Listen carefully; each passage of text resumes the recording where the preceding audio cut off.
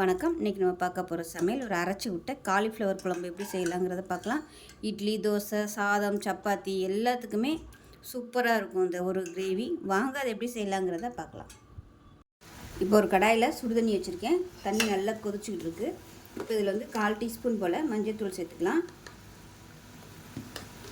அதே போல் கொஞ்சமாக கல்லுப்பு சேர்த்துக்கலாம். சேர்த்துட்டு கேஸ் அமர்த்திடுங்க. இப்போ பார்த்திங்கன்னா ஒரு 100 கிராம் அளவுக்கு காலிஃப்ளவர் எடுத்திருக்கேன். இந்த சுடுதண்ணியில் போட்டுக்கலாம். இப்போ இது வந்து சுடுதண்ணியிலே நல்லா வேகட்டும். இப்போ காலிஃப்ளவர் நல்லா வெந்துருச்சு. இது ரொம்ப கொதிக்க விடணும்னு அவசியம் இல்லை. அந்த சுடுதண்ணியிலே நல்லா ஒரு 10 நிமிஷம் விட்டுட்டிங்கன்னா போதும். இப்போ எல்லாத்தையுமே எடுத்துடலாம், தனியாக இருக்கட்டும். இப்போ ஒரு கடாயை எடுத்துக்கலாம். கொஞ்சமாக எண்ணெய் விட்டுக்கலாம். இப்போ எண்ணெய் நல்லா சூடாயிருச்சு. 1 டேபிள் ஸ்பூன் வர கொத்தமல்லி சேர்த்துக்கலாம். 1/2 டேபிள் ஸ்பூன் சோம்பு, 1/4 டேபிள் ஸ்பூன் மிளகு, அதே மாதிரி 1/2 டேபிள் ஸ்பூன் சீரகம் சேர்த்துக்கலாம். இது எல்லாத்தையும் நல்லா பொரிய விட்டுக்கலாம். இப்போ பாருங்கள், நல்லா பொரிஞ்சு ஃப்ளேவர் வருது. மீடியம் சைஸாக ஒரு பெரிய வெங்காயம் சின்ன சின்னதாக கட் பண்ணி வச்சுருக்கேன், அதை சேர்த்துக்கலாம். அது கூடவே ஒரு 5 சின்ன வெங்காயமும் சேர்த்துருக்கேன்.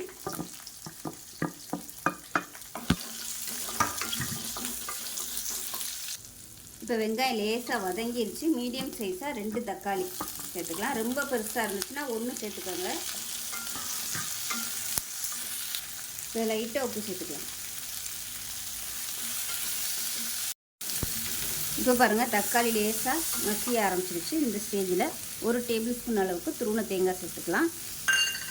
சேர்த்துட்டு லேசாக பரட்டி விட்டுக்கலாம். ரொம்ப வதக்கணும்னு அவசியம் இல்லை. இப்போ கேஸ் அமர்த்திடலாம். அமர்த்திட்டு இது ஆறுனதுக்கப்புறம் மிக்ஸி ஜாரில் சேர்த்து நல்லா நைஸாக இப்போ பாருங்கள், வதக்குனது நல்லா பேஸ்ட்டாக அரைச்சாச்சு. நல்லா நைஸாக அரைச்சிக்கணும். இப்போ ஒரு பேன் எடுத்துக்கலாம். நான் வந்து குக்கரில் தான் செய்ய போகிறேன். தேவையான அளவுக்கு எண்ணெய் விட்டுக்கலாம். எண்ணெய் சூடானதும் 1 கைப்பிடி அளவுக்கு வெங்காயம் சேர்த்துக்கலாம்.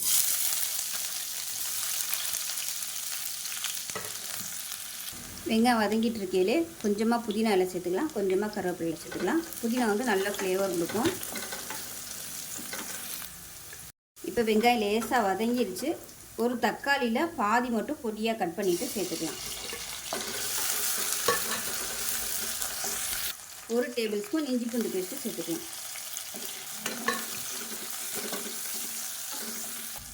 இப்போ பாருங்கள், இஞ்சி பூண்டு பேஸ்ட்டு நல்லா வதங்கிடுச்சு. இப்போ இதில் நல்லா 1 டேபிள் ஸ்பூன் அளவுக்கு குழம்பு மிளகாத்தூள் சேர்த்துக்கலாம். ஏன்னா மல்லி, சோம்பு, சீரகம்லாம் நம்ம வதக்கி அரைச்சி சேர்த்துருக்கோம். அதனால் இந்த அளவுக்கு போதும். இதிலே மிளகாத்தூள் சேர்த்துருப்பேன். பத்தலைன்னா நீங்கள் சேர்த்துக்கோங்க உங்கள் காரத்துக்கு தகுந்த மாதிரி. 1/4 டேபிள் ஸ்பூன் கரம் மசாலா சேர்த்துக்கலாம். அதை நல்லா வதக்கி விட்டுட்டு காலிஃப்ளவரையும் சேர்த்துக்கலாம்.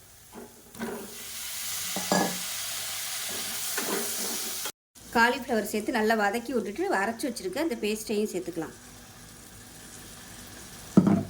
சேர்த்து நல்லா கலந்து விட்டுக்கலாம். இப்போ மிக்ஸியை அலசிட்டு தண்ணி சேர்த்துக்கலாம். இப்போ இதில் இன்னும் கொஞ்சம் தண்ணி சேர்த்துக்கலாம். ரொம்ப தண்ணி ஊற்றிட வேணாம். இப்போ குக்கரை மூடி வச்சிடலாம். உப்பு வந்து கடைசியாக போட்டுக்கலாம். இப்போ குக்கரை மூடி வச்சிடலாம். மூடிட்டு நல்லா ஒரு 3 விசில் விட்டுட்டு ஸ்டீம் போனதுக்கப்புறம் பார்க்கலாம். இப்போ கிரேவி எப்படி இருக்குன்னு பார்க்கலாம். அதாவது குழம்பு. இப்போ பாருங்கள், நல்ல வாசனையான காலிஃப்ளவர் குழம்பு ரெடி ஆயிடுச்சு. இது வந்து இட்லி, தோசை, சப்பாத்தி, சாதம் எல்லாத்துக்குமே சூப்பராக இருக்கும். இது மாதிரி ஒரு தடவை செஞ்சு பாருங்கள். பசங்களுக்குலாம் ரொம்ப பிடிக்கும். ஸோ செஞ்சு பார்த்துட்டு எப்படி வந்துச்சுங்கிறத சொல்லுங்கள். வீடியோ பிடிச்சிச்சின்னா லைக் பண்ணுங்கள், கமெண்ட் பண்ணுங்கள், சேனலை சப்ஸ்கிரைப் பண்ணுங்கள், பக்கத்தில் பெல் பட்டனையும் ப்ரெஸ் பண்ணுங்கள். நன்றி.